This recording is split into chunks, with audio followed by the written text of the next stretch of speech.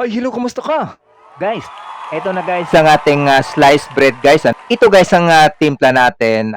Ito'y mano-mano at walang improver. Pero naglalagay ko dito guys ng konting baking lang naman para pag sinalang na natin, madagdagan yung kanyang alsa. Okay? Tingnan natin mabuti guys ang ating recipe and procedure dito guys kasi itong ating mano-mano method pa rin dahil para lang talaga ito sa mga beginners para sa mga beginners. Yung mga magagaling na dyan, ay manonood lang muna kayo. Okay? Kasi naman, dito sa ating paggagawa, patuloy pa rin tayo talagang naghahanap ng pandagdag ng recipe dito sa paninda ng ating mga beginners. Kasi sa dami pa namang mga recipe ngayon na iba talaga pag subok na ang ating mga recipe and tutorial dito sa ating channel. Kumbaga, marami na nagpapatunay sa atin para lang din dito talaga sa ating mga ginagawa. Dito guys ang aking style talaga dahil hindi naman tayo gumagamit ng improver, talagang nilibadura ko yan ang ating kauna-unahang dough natin sa unahan. Oo. Kasi yes naman pwede namang ihalo diretso yan ano. Ayan ang aking asin, pinapahuli ko diyan ano. Kasi kung halimbawa naman magagawa kayo ng dire-diretso tapos loaf ang inyong gagawin, posible talaga na babagsak ito at kusang lumiit pag nasa oven or ang procedure hindi nyo makukuha. Kaya sundan yung mabuti ang ating procedure dito para makukuha nyo rin ang ganito kagandang expand ng ating sliced bread. Okay? Ito kuba siya, parang kuba style ng ating sliced bread ano, pero napaka-smooth guys. Isa ring tips ko sa inyo no. Ang ganda at sarap ng ating recipe hindi natin nakikita sa kinis. Hindi nakikita 'yan. Talagang kung masarap ang recipe mo, talagang masarap yan kahit siya hindi ka kinisan at timagaspang. Meron naman talagang maganda lang sa paningin natin pero hindi natin nagustuhan ang lasa kasi hindi naman talaga tayo lahat pare-pareho ang panlasa. Okay? Sana inyo itong maintindihan. At dito sa ating ginagamit ko dito guys na harina, ito yung Globe First Class. Globe. Oo. Pero depende naman yan kahit ano ang brand ng flour basta first class. Pwedeng-pwede rin yan basta alalay lang sa tubig. Ayan na, ganyan lang kalambot ang aking dough. Titingnan nyo mabuti, ganyan lang talaga kalambot. At saka yung harina dyan, magtira kayo ng halos 1/4 dyan sa 1 kilo. Para yung 1/4 na yon, yun ang idadas nyo if ever na inyong timpla, ito'y malagkit. Malagkit.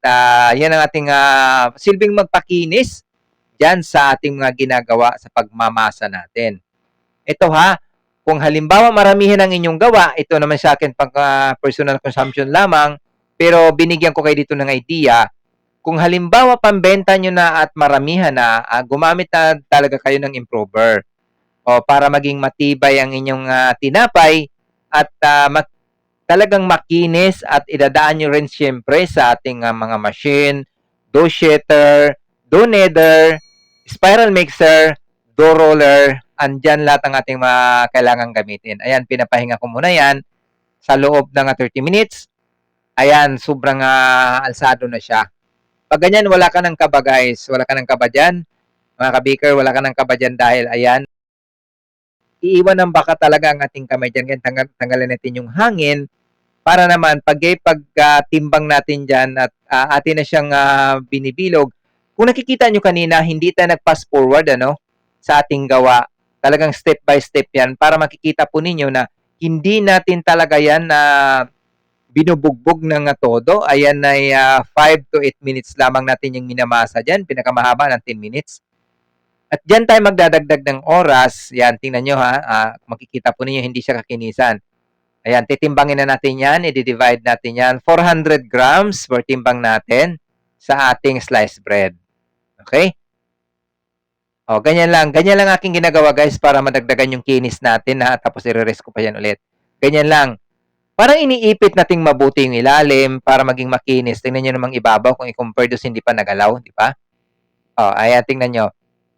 Ganon lang kadali. Walang kahirap-hirap yan. Ganun lang.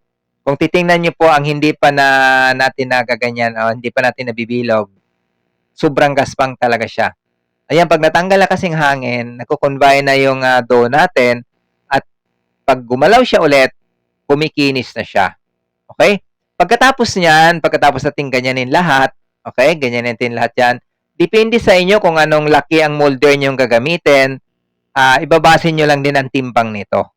Sa akin kasi, pang halos 400 yan, 400 grams kasi gawin ko siyang kuba sliced bread. Okay? Okay, yung ganyan.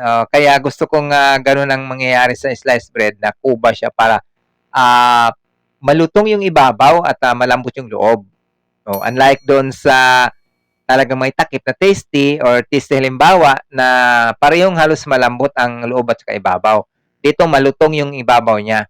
O ganun lang nga, 5 minutes ko lang siyang pinahinga at pinipigura ko na kaagad na style baston para ialalagay ko lang kaagad. I-grease natin ang ating ang ating molder.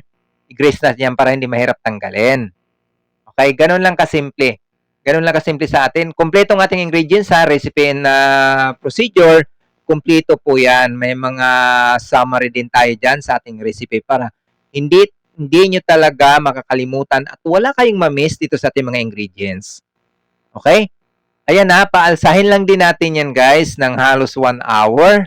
Titingnan natin mabuti. Kailangan sa eksaktong 1 hour, kung ganyan karami inyong is 15 na grams, 1 kilo, talagang masasalang na siya kasama na lahat-lahat total procedure natin. Okay? Titingnan nyo mabuti ha. Titingnan nyo rin bago isalang ganyan na kalaki. Isalang yung ganyan. At ang bilis lang maluto, 25 to 30 minutes halos maluto. Pahinaan nyo lang apoy, 150 lang yung apoy natin dyan para magiging maganda ang kanyang kulay. Okay? Sana may nakukuha kayo dito, may natutunan kayo dito sa ating gawa. Napakaganda itong pandagdag sa inyong paninda or kahit na sa inyong pang personal consumption lamang, napakaganda po nitong ating sliced bread. Pwede natin siyang stock. At hindi siya dry ang loob, talagang maganda.